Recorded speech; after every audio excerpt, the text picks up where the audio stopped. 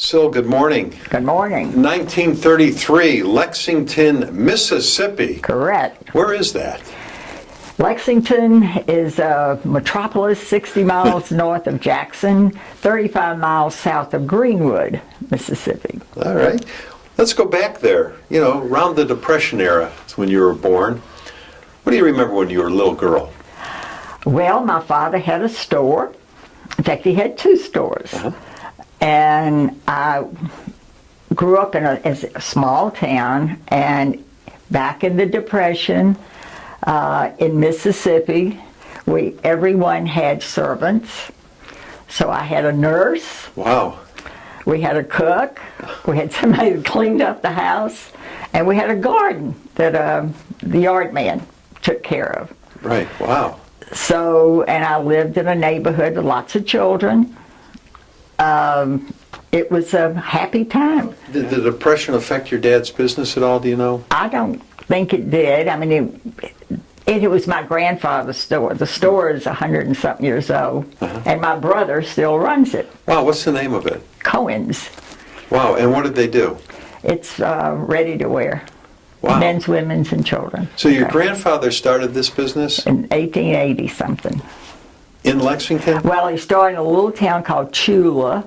That's 10 miles from Lexington. This is my father's father, who was born in Lithuania, and his parents were, they were middle class. He was a grain buyer for the Russian government. And when he hit 17, he was conscripted to go into the army. So his parents sent he and his sister to Memphis, Tennessee, where they had family.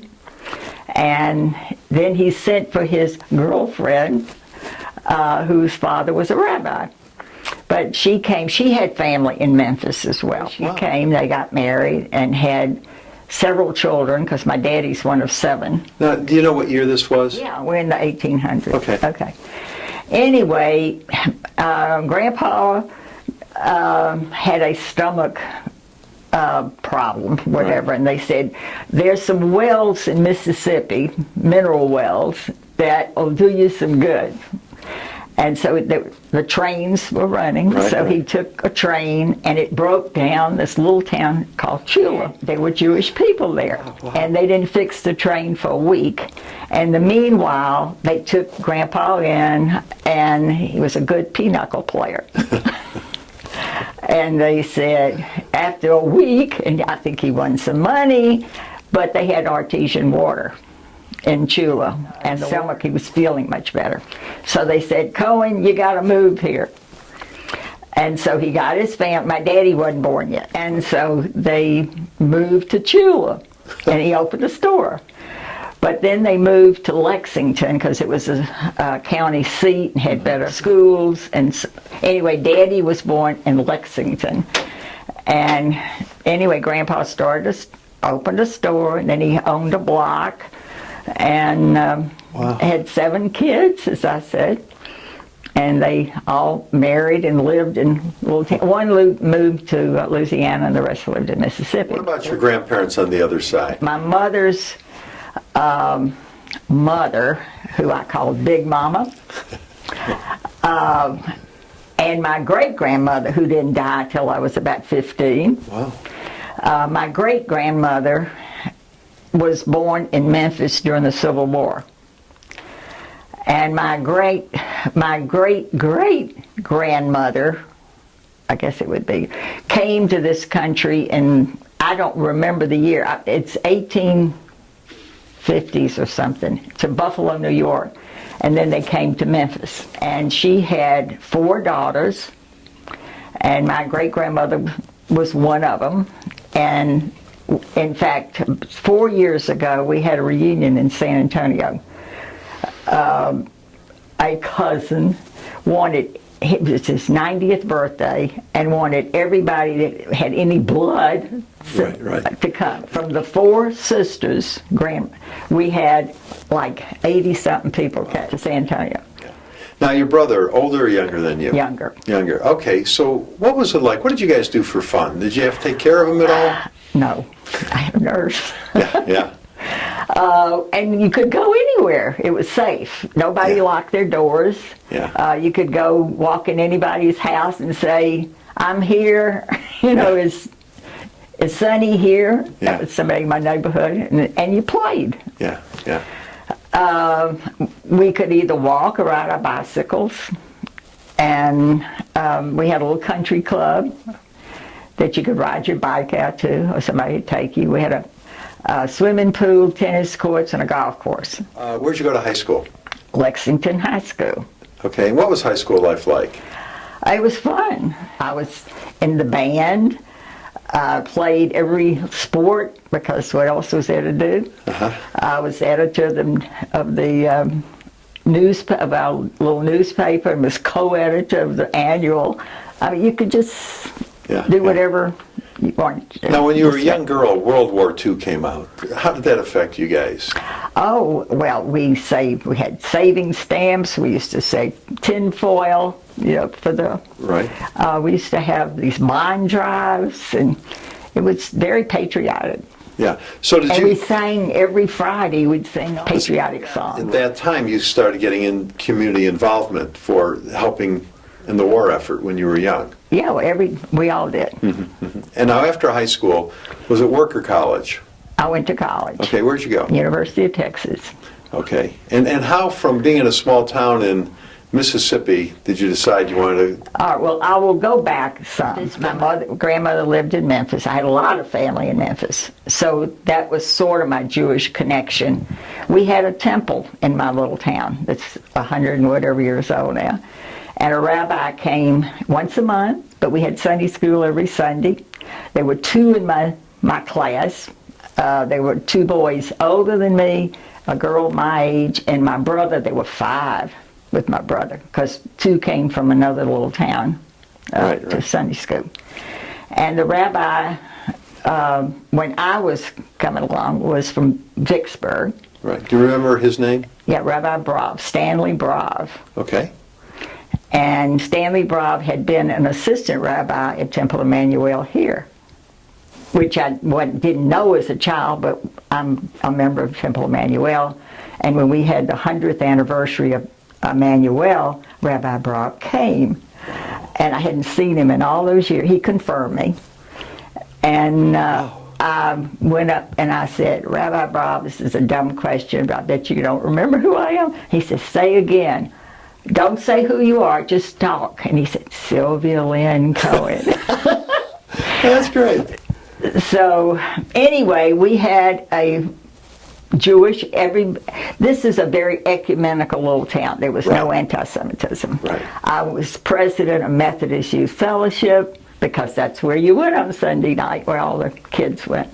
And we went to the Presbyterian church on Wednesday, and the Episcopal choir sang at Temple. It was a healthy. Yeah. And my daddy grew up there, so it was a very happy childhood. Yeah. Okay, so Austin, Texas. All right, I went to University of Texas. I was first going to Newcomb, Sophie Newcomb, but I had hay fever so bad, and New Orleans and I didn't get along. And then I was going to the University of Wisconsin with a friend from Memphis, and she got engaged right out of high school, so I had to go somewhere. So I knew somebody that went to Texas, and I had family in San Antonio, in Houston. So my mother and dad, they said, go, and if you don't like it, you can go somewhere else. And I went with another friend from Memphis, and I got involved and remained for 4 years. And as I said, I was in the same sorority with Pauline, but I stayed. In fact, I was president of the sorority my senior year. What was the sorority? AE Phi. And I majored in speech therapy.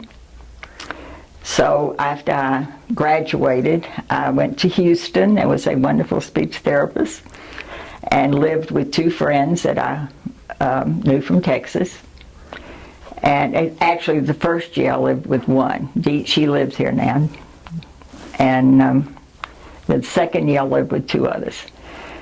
And then I moved to Dallas in '60 and was with the school district here. And then a mutual friend introduced me to my husband now. And so how was that meeting when you met Murray for the first time? well, my friend Connie's husband and Murray were partners in the same CPA firm.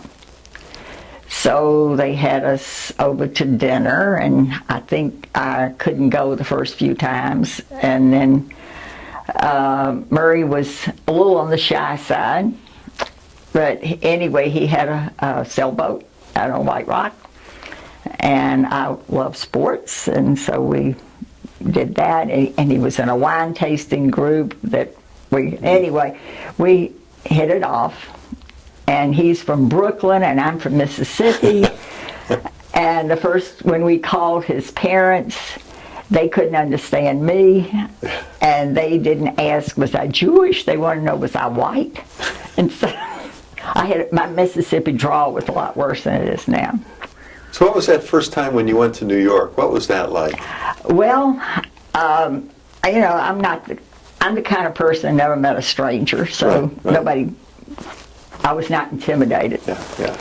And his sister and family, they had a get to meet, Right.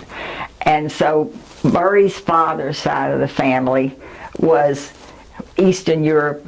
His mother's side was Western Europe. God forbid they should talk to each other. So one was on one side of the yard, and the other was on the other side of the yard. So I just was like a ping pong ball. I was going back and forth. What was your overall feeling when you saw New York, though? Oh, I'd been in New York. Oh, you had been before. Okay. So it wasn't much of a culture shock then. No. This was just meeting the family time. Right. Okay, and then where did you and Murray settle down? In an apartment here. And then I got pregnant pretty soon after we were married. And then I taught until I was probably 7 months, and I had my first child, and we bought a house, a small house. And then I got involved with National Council of Jewish Women. Now tell me, take us through your service with the Jewish community. Okay, well, my first involvement here was with the AE5 alum group, and we raised money for a facility for the mentally ill. And that was, and I knew a lot of people. And then a good friend of mine was very active in National Council of Jewish Women. So I got involved in '63. Herb was about 6 months old, and I think my first job was to take seniors to it was the Sheps Community Center, which is now the JCC. Every Thursday, he was they didn't have seat belts back then. He was in a car seat. Right. And I had 4 seniors, 1 male, and the women fought to sit by that poor man. And then I got involved with council, and I had a second child 2 years later, 27 months later. And I was a stay-at-home mother. Back then, I had help 3 days a week because it was very inexpensive at that time, and which gave me time to get involved in the community. Right. And so through NCJW, I went through the ranks. I think I held every office that there was and became president in '78. And through council, I served on committees or boards of almost every agency in the city. And then after I completed I was on the board of a lot of agencies, Jewish and general. I was on Federation Board at one time, JCRC, Jewish Family Service. I was on the board at Temple Emanu-El. I chaired the Social Action Committee for 15 years, which I loved. What was the accomplishment? You've done so much. What was the accomplishment or project you worked on that was absolutely your favorite? Well, there are three. Okay. All right, the first was the CASA, the community. CASA is court-appointed special advocates, and I was president of council at the time, and the national office got a big grant at that time. $300,000 was a lot of money, and it was just. The National Council of Juvenile Court Judges did a study, which our little section here, counts with sections, not chapters, did a study with Mental Health Association here to find out how many times children in foster care were moved. And it was astounding. Or how many times were they investigated to see what was going on. And some kids had been moved as many times as 25 times. Some had been ignored. Anyway, it was a terrible situation, and they needed advocates. So the national organization, we applied to get a grant. And thanks to my husband, who's a CPA, we did a 3-year budget. And one of our members, my official, anyway, who had been a probation officer years ago, knew some of the people in the court, and we got child welfare. NCJW had been working with child welfare forever. And so we put the package together, and we were one of 3 in the whole country to get the grant. And we started in 1980, January 1980, the first CASA program in this area. It was us, Jacksonville, Florida, and St. Louis. And it now, CASA, I just saw Beverly the other day, Levy, who was the executive director. I was the first co-chair of the CASA project because I had just finished my presidency. And with Rosemary Berg, who is deceased. And anyway, they now got over 700 volunteers. And kids who were, your input is just as critical as they have a guardian ad litem, which is an attorney, which some are very good and some aren't. And the caseworkers, some are very good and some are overwhelmed because they've got too many cases and they can't spend the time. So the CASA volunteer is very important, and I was a volunteer besides holding an office for about 8 years until I got into something else.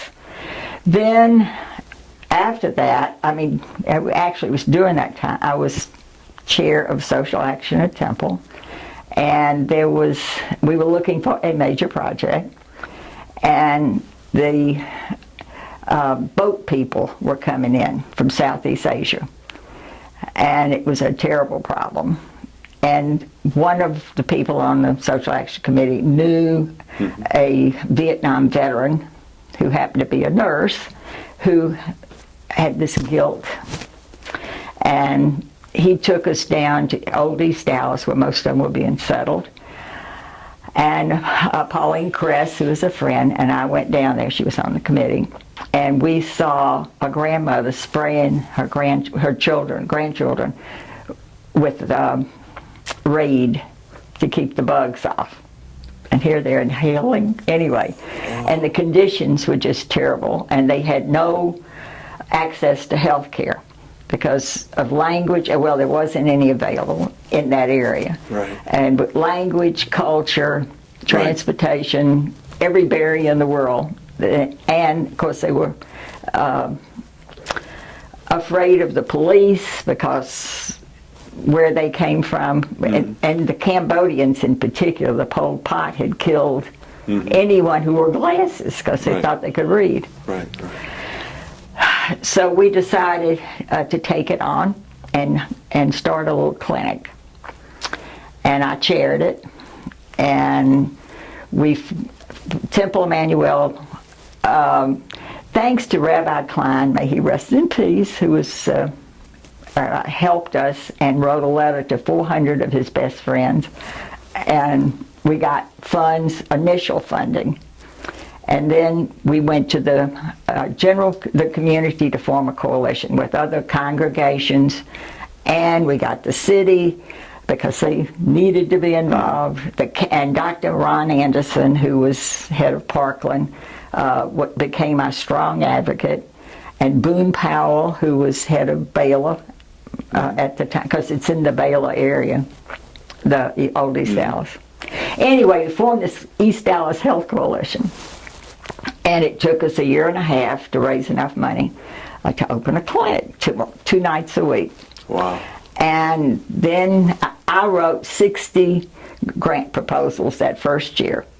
And we got from ARCO, and we got, anyway, a little here and there. And we hired thanks to Dr. Anderson, someone who had been in triage at Parkland who was retiring. So she knew the whole system for the low income. And the YWCA gave us some space. They were on Ross. And the school district, they had a school. In fact, it was the health special at that time. We could use it from 5 o'clock to 9 o'clock. Anyway, then we moved the city. Oh, there's a need. So they paid for space a few blocks from there in a burned out building that someone donated to renovate it. And then we formed a coalition with Maternal Health Family Planning, which was a medical school at that time, Well Baby Clinic, which was a city, and the Community Dental Health. And we went to 3 big foundations, Hoblitzel, Hillcrest, and my mind goes blank. Anyway, and they finished out a building for us. And we became a one-stop shopping. Wow.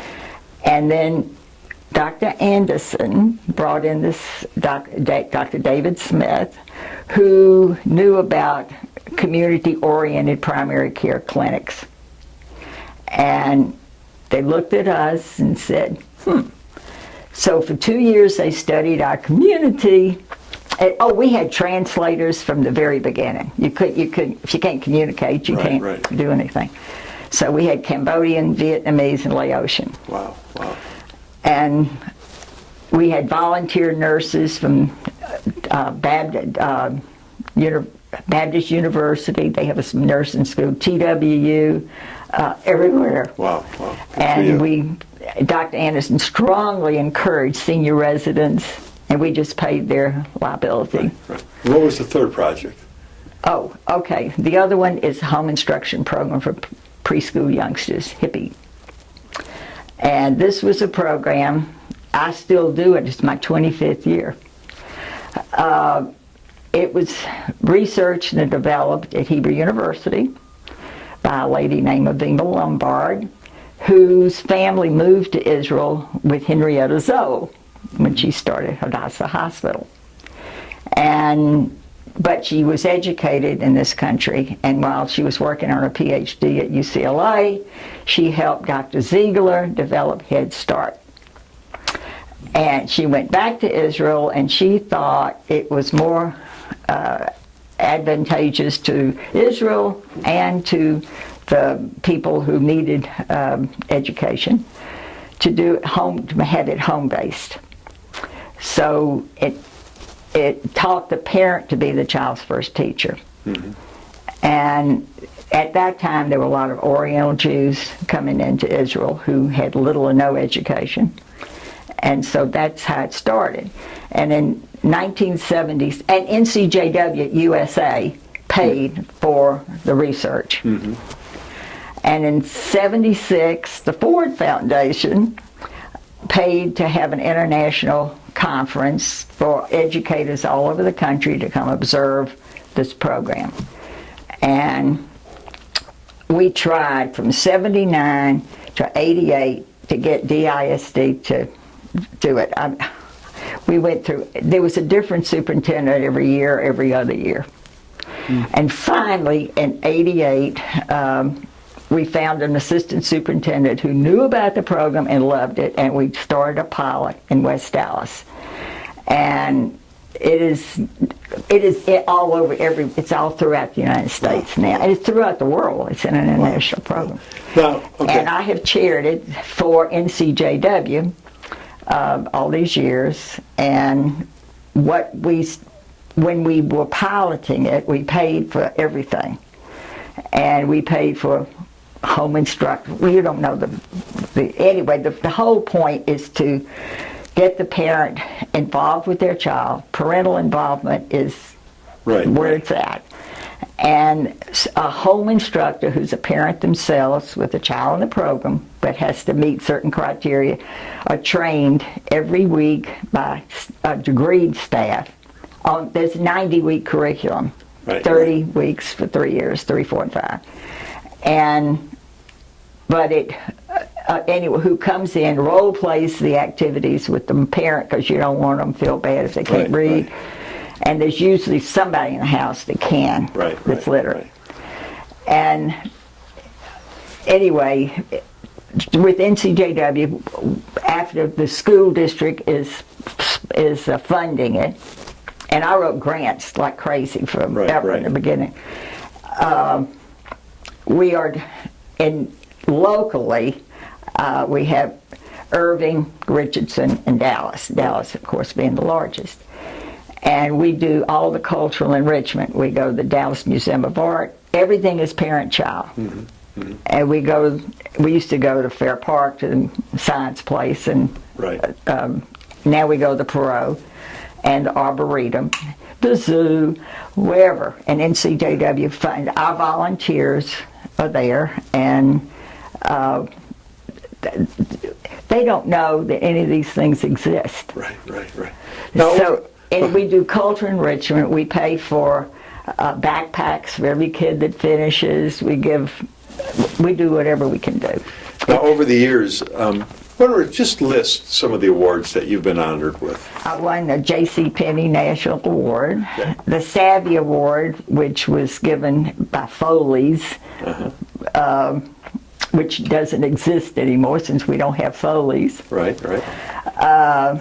won NASW Public Citizen of the Year, Dallas Children's Champion Award, Women's Council Dallas County Distinguished Service, Mental Health America PRISM Award, the Hannah G. Solomon, which Hannah G. Solomon started NCJW.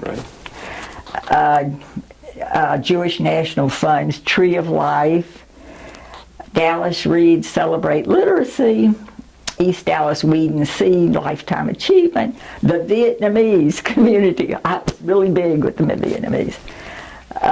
Humanitarian Award, Temple Emanu-El Sisterhood Hall of Fame, YWCA's 100 Women, 100 Years Award, Enduring Pioneers, the National Award for NCJW, Women Helping Women, Mara Award,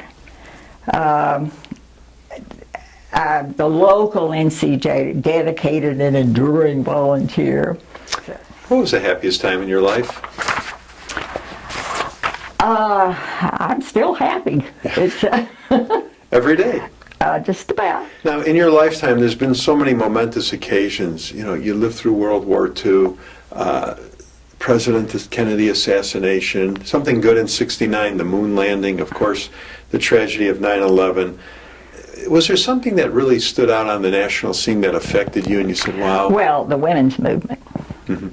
And I went to the March for Women's Lives in Washington. That was only about 5 years ago. And there were 1 million women and not one word in the Dallas Morning News. Not one word. I also attended in 1977 the International Year of the Woman in Houston. And that's where the Equal Rights Amendment was passed. And that was exciting. Yeah, good for you. Well, you and Murray, 2 kids, 3 grandkids, no great-grandkids yet, but I know you're waiting. What advice do you want to leave to the next generation? We all need to pay back, and there's always a need. And wherever you feel that you can make a contribution. My son that lives here, is involved through the temple. He was very involved with Camp John Mark. Every week there's a different, and he had kids with on dialysis that went. He did that for years. And I think Steve is involving his kids. They've done a number of different things. Rescue Right. dogs, cats. They worked at the North Texas Food Bank. And the food pantry that's in Vickery Meadow. Yeah. Anyway, I want them to have, of course, a happy, meaningful life. Yeah. It's and my son in California, they're into whatever also. Well, thanks for doing this today. You did a great job.